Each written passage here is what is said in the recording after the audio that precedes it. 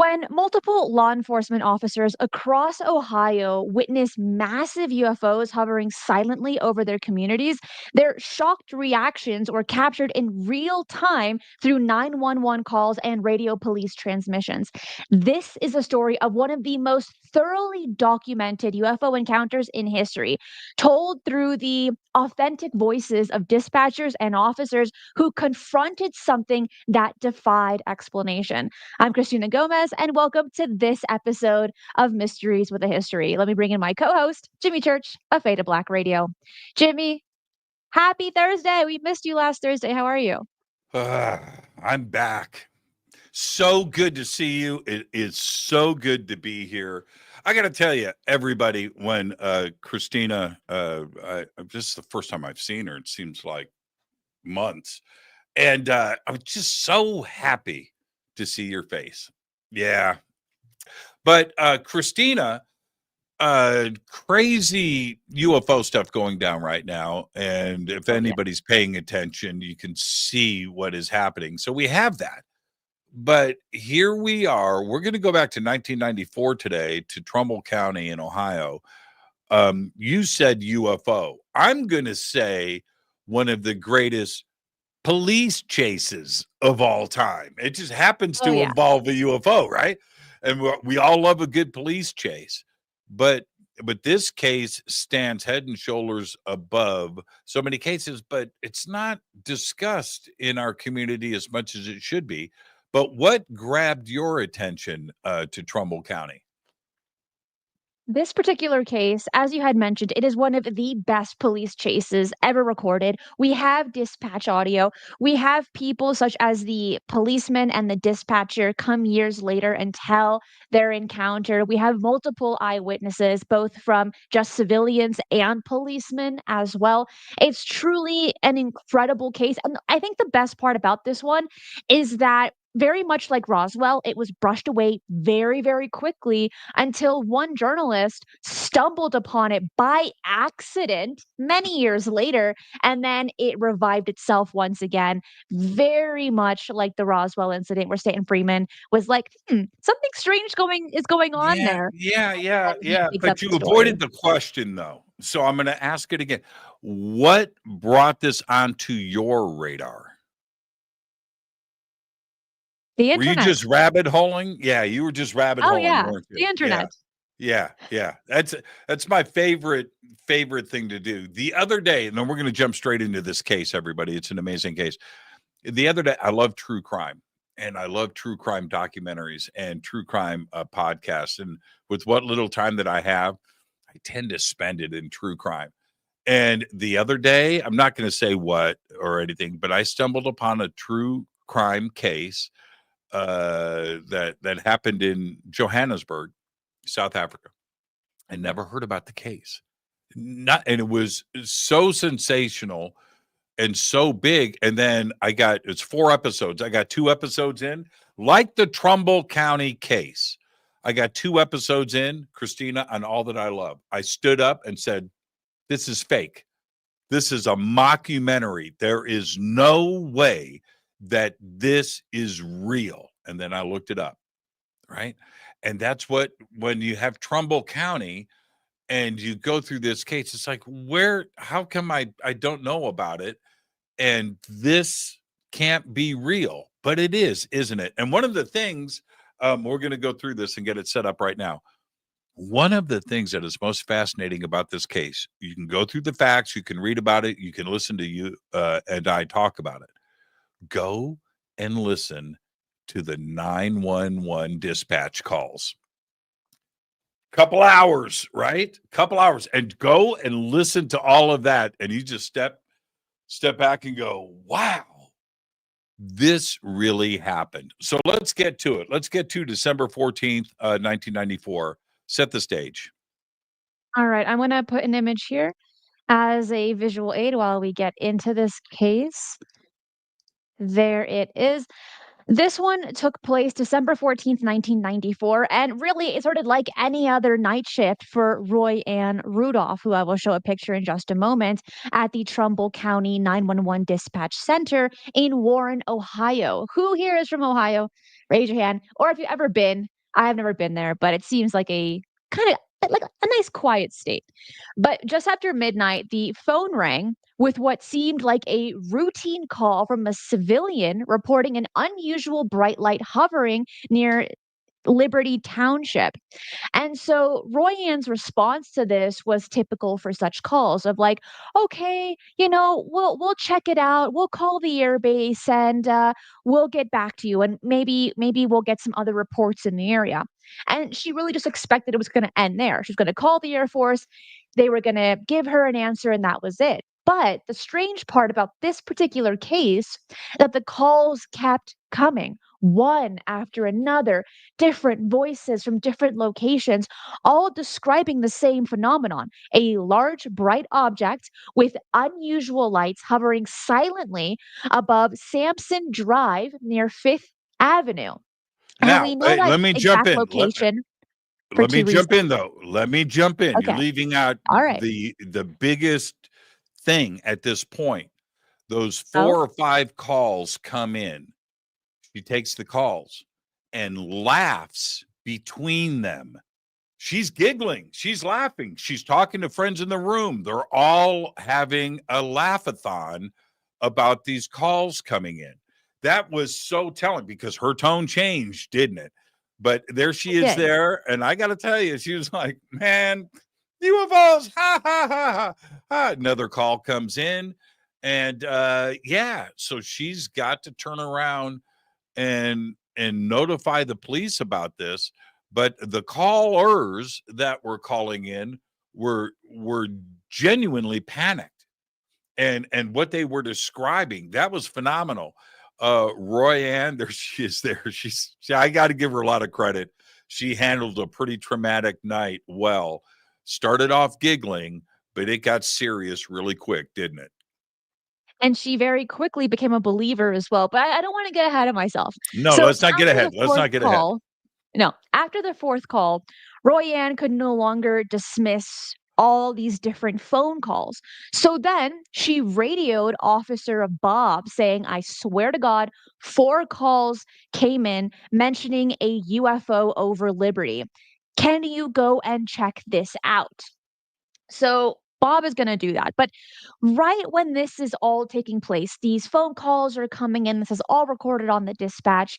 Then the news does a little ring ring. And it's News 33 called seeking News information about the reports. right. And Roy Ann really tried to downplay the situation with very nervous humor. Because as Jimmy had mentioned, by the first, second, third call, she's kind of giggling it up. She's like, oh, these guys are on something. This is too silly. It can't be a UFO. They don't exist. Then the news calls and they ask her, well, can we have some information? Can we have some news? What's going on? And Roy Ann just says, why the hell would they come to Liberty? There's no intelligent life in Liberty. And that is one of the most famous quotes that she's known for. But despite these jokes, she was professional enough to know that multiple consistent reports from different callers demanded an investigation. And then from that moment on, she's like, okay, I need to start really taking this seriously. What's really going on in Liberty? And that's when she starts making phone calls to different policemen of like, you need to go check this out, please, immediately, and tell me and tell the callers that they're wrong and that there's nothing to see here. And we live in a nice, quiet town in Ohio. But they were all in for a shock. What happened next, Jimmy? Officer Sergeant, I should say, Sergeant Toby Maloro was the first officer on the scene. And so he drives down Sampson Drive, which, by the way, when you listen to all of the dispatch calls, Sampson Drive and Fifth Avenue are repeated constantly. So he drives down Sampson Drive to check out the lights. And a man on the street comes up to him and says, dude, it's moving south. The object is moving south. So Melora continued south on Sampson Drive, and then his police cruiser dies. As he attempted to restart the vehicle, a bright light came from above him, and he was scared. And he said that he was. He gets out of his car and looks up at the giant object. He said it was circular in shape and was really bright in the center section. He said that after about 30 seconds, the giant object moved away. The most striking things about Maloro's sighting was that he heard not a sound from the UFO. Now, when you listen to, excuse me, when you listen to the conversation between him and Roy Ann, he said it was giant and it was red. And he said, I rolled down my window to take a better look, and I could only hear my car. I couldn't hear it. And he said it was about 50 feet off the ground. And it's just crazy when you listen to the sound of his voice. And he wanted to know what other officers were reporting, what the other phone calls were. Had she contacted the FAA yet? What is going on at the airbase nearby? And then he even mentions, Christina, as you said, anybody call Channel 33 yet? And all of this was happening right in a row. And then Maloro said that he took off. The UFO starts to move, and he was unable to keep up with it. He then calls back to dispatch, telling them everything, and gave the basic direction of flight. Now, here's the thing. There's so much to cover here, but 15 officers had seen the UFO. There are 15 officers calling into dispatch. When you listen to the 911 dispatch recordings, of which you can listen to a couple of hours of them, listening to each one of these officers call in with their descriptions of what was going on all over the police radio, and this was openly discussed because they were all scared and they were all watching it. And then they went, that was on the public channel, public radio band, and then they switched to a private radio band to continue the discussion. When contacted, I'm going to jump ahead just a little bit because one of the interesting parts for me, Christina, I know you've got so much more to add, but the FAA radar center.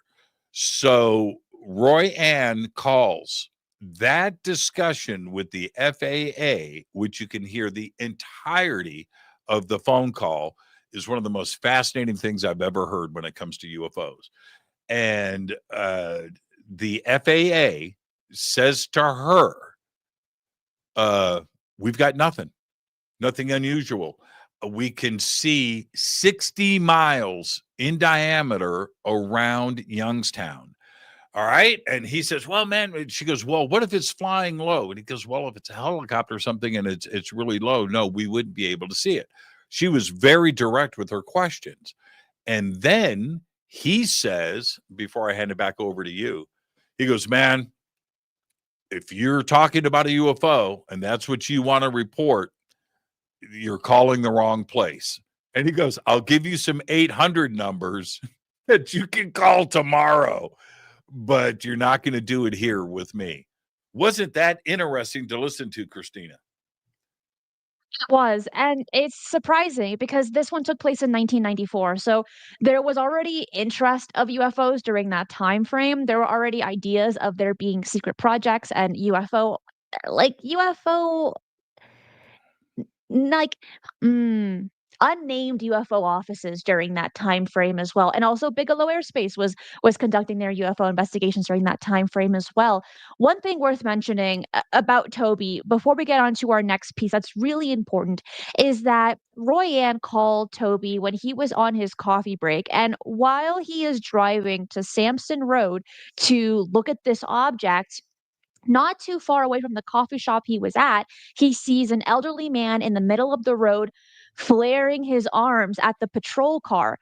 And Toby's like, What's going on? Are you okay?" And he tries to smell his breath for any alcohol, thinking that he's a little under the influence. And the man says, "There is a ginormous UFO up in the sky."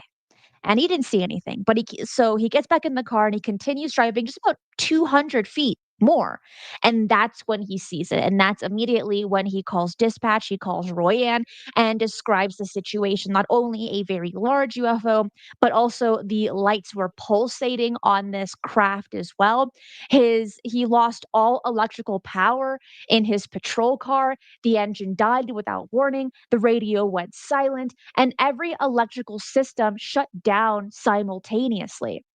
And then in that moment, this very bright light descends upon him, bathing both his vehicle and himself in this very intense, radiant light that he couldn't look directly at. But then it just gets more strange because he's he while this patrol car is no longer working, he's freaking out, as you had mentioned, Jimmy. He's trying to rationalize what he's seeing, and you were able to hear that in the dispatch audio, him really trying to take get a grasp of what's going on, explaining He it said he to says the best of his ability as well.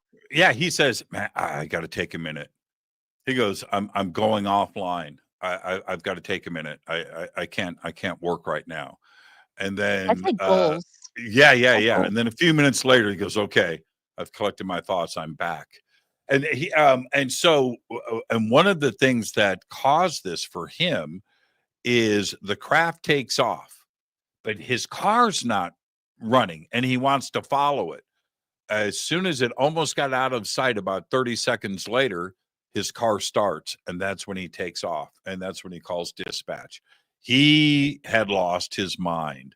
One of the callers that called in, which I found interesting, and she called in a few times, this older lady, but she says in the first phone call, she goes, "I don't know, but it was a flying saucer." And it was silent and it flew right over the top of me. And Royanne goes, what? Right? You mean a UFO? I don't know. She said, now she described it, if you remember, Christina, she described it as blue, a bluish light. Well, as the report started coming in, it was changing color in front of all of the witnesses. So she was getting one said it was green, one said it was blue, a blue green. We had bright red as another color. And then things really got interesting. And I'm gonna bust this out. This is crazy. It was Lieutenant James Baker.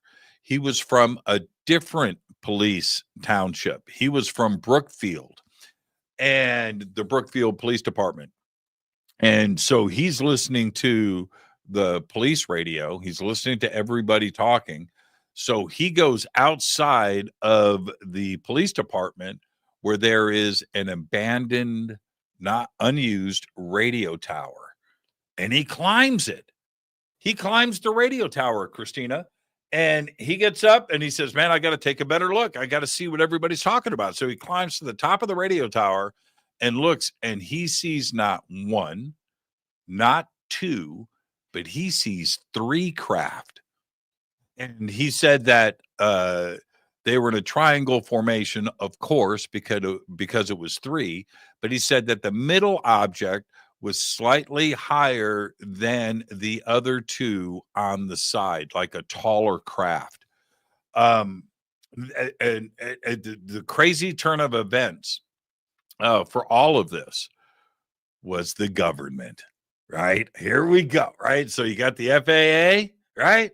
And of course, the Air National Guard and the Air Force, Captain John Keetak from the Youngstown Reserve Base went on the record and said that there are no planes, experimental or otherwise, flying, period. and just put the kibosh on it, because everybody had asked, not only dispatch, but the police were asking these questions, and so were all of the witnesses that were all calling in. They all know about the Youngstown Air Reserve Base, and they were, is this an experimental craft? Is this the air base? Could it be something flying out of there? And this went over and over and over again. So Captain John Keatak was contacted and said, we're not flying anything. The FAA, when Royanne had contacted the FAA, when all of this started to kick off, the FAA said, we can see the airbase here on our radar in the 60-mile diameter that we cover. They are not flying anything out of there right now. So what was it? This is one of the most amazing cases in all of ufology. And we have, you know what it reminds me of? I love your comment. What? Reminds me of Colonel Halt's recordings in Rendlesham Forest. The Halt memo. Yeah. No, that's actually a really good comparison of the two because you get this raw emotion. You get these descriptors as well. And and so I think it's a really great comparison. One thing to mention about Mr. Baker is that when he climbed the tower to get a better vantage point, he sees multiple craft and he tells, and it's recorded, he mentions these are not planes. Okay, I know what planes look like. But then but then it gets even better because he mentions, "I think they're scrambling planes out of the airbase to go check them out." That's So right. he's referring to that the military, the government, somebody scrambled jets to catch up with these unknown craft in the sky. And it seems that with a lot of very famous cases, we see or we hear encounters of people seeing a UFO and then military jets following very closely next to them, either scrambling to catch up with them, trying to chase them, trying to beat them to a different location, or they're following them, escorting them. There's so many different theories as to what's going on, but that is one consistent pattern that we see and hear over and over again. So I think just hearing about Mr. Baker share his sighting when it was taking place, like it wasn't an aftermath thought. He was seeing everything in the moment he was speaking to dispatch, And which is really he also said, and which also gets repeated, you have to listen, everyone go out and check out the Trumbull County audio and just listen to it. It is fascinating. But he says that they were changing color in unison, and you can hear the descriptions from the different police officers hinting towards that too as well. And this happens many times. There is a lot of radio chatter, but one of the things that you hear over and over again is, what color did they say it was? No, what I'm looking at is this color. Oh, what do you mean? And that how many times do you hear that over the next 60 minutes, where there was confusion because the police officers were looking at it in real time, but the calls were coming in and other officers reported different colors. And then, of course, James Baker sees three of them at the same time, all not one object, but three, and they were changing color in unison, like they were locked in and communicating with each other. The other part about this is how low this was flying. And even the original callers that came in, Royanne, she says, "Okay, is it coming straight down?" And the caller goes, "No, man, it's at an angle." So that changes even Roy, but it changes the way that you're looking at it too. And the lady that called in, she called in three times. She said it was skimming over the top of the trees, 50 feet above the trees. And that's what all of the police officers said. They had a hard time following the object because it was so low that they didn't see it until like they turned a corner and got a certain angle, and there it was in front of them. One report after another stated the exact same thing. They didn't see it, and then there it was just above the trees. And they also talk about really quick before we wrap this up.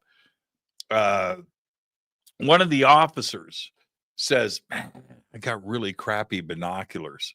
Remember that?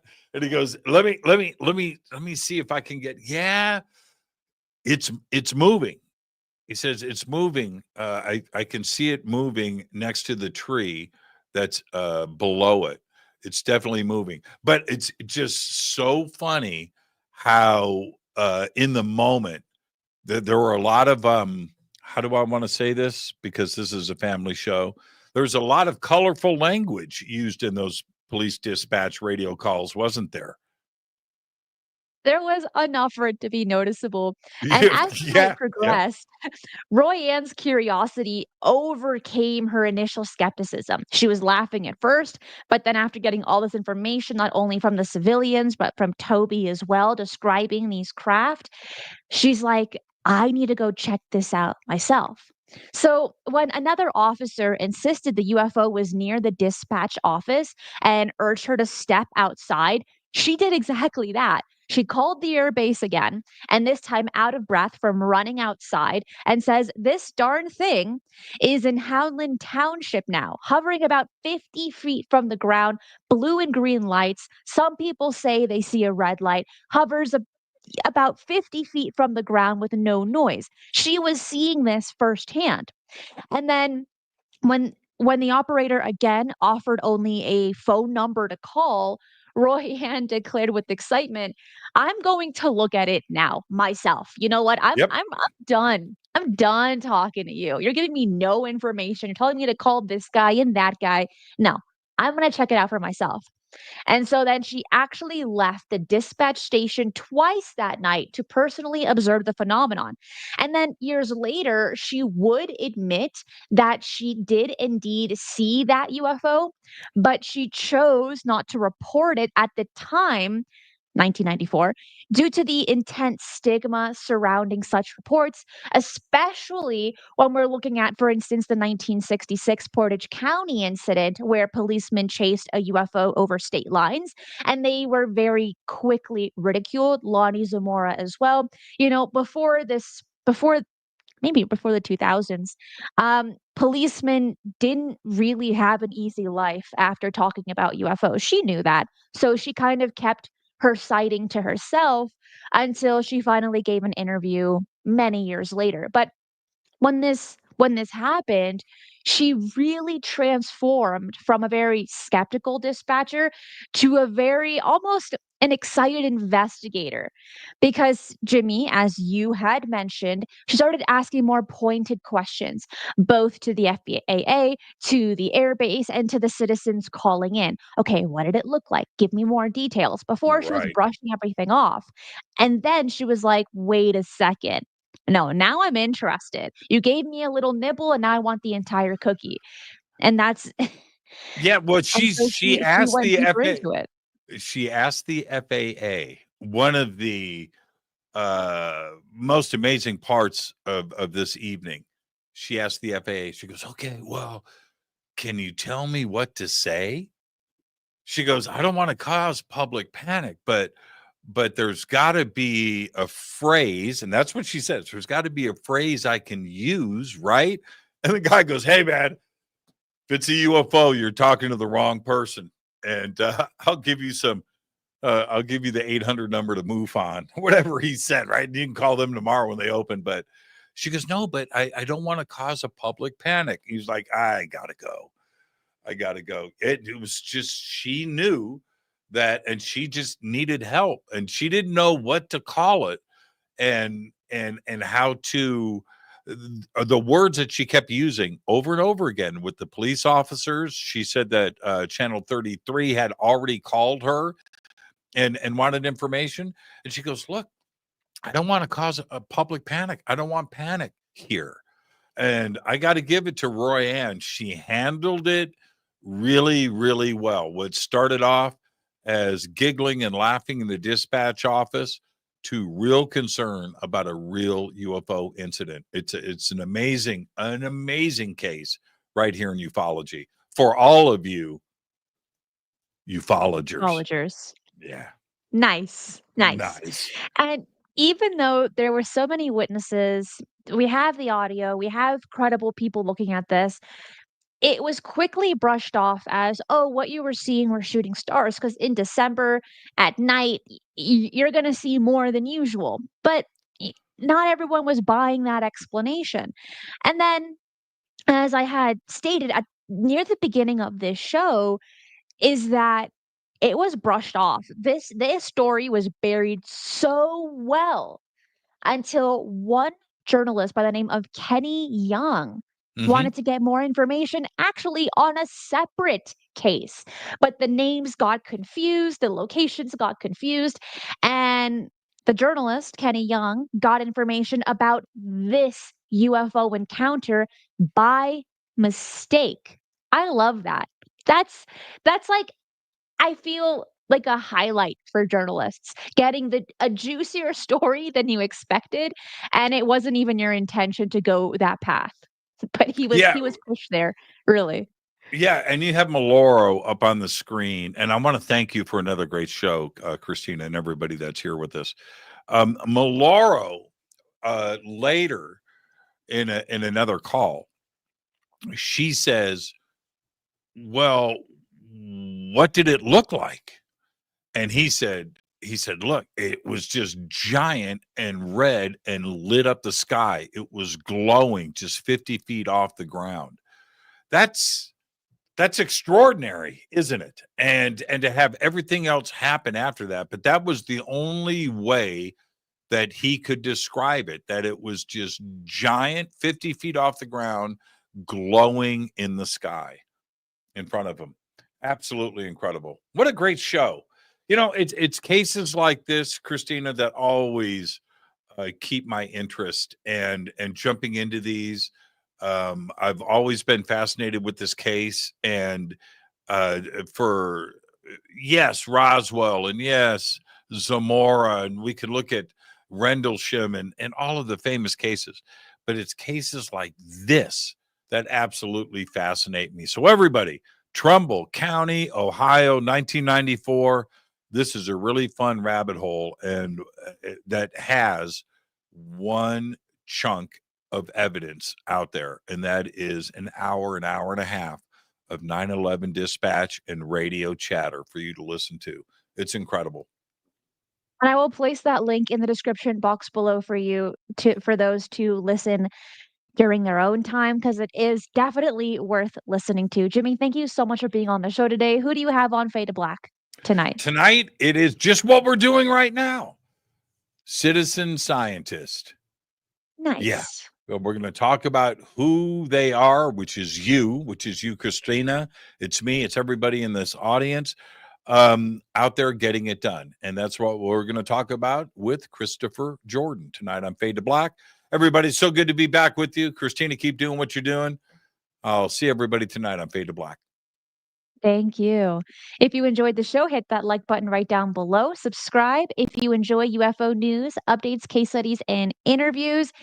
And share this episode with those that you want to keep in the know with the latest UFO news. And if you've been enjoying the latest UFO updates, let me know in the comments. Let me know in the live chat as well. Overall, it's been receiving really good feedback, but just in case, I want to hear it from you as well. That is it for today. I will see you next time. Be safe, and remember, keep your eyes on the skies.